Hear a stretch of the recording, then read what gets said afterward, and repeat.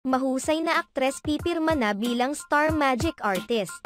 Sinurpresa ng award-winning actress na si Jean Garcia ang kanyang anak na si Jenica Garcia sa naganap na press conference at contract signing nito bilang celebrity ambassador ng Queen White. Hindi napigil ni Jenica ang kanyang emosyon nang magbigay ng speech ang kanyang ina.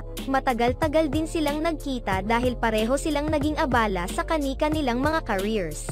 Jenica, I'm so happy for you. Congratulations honey, as always.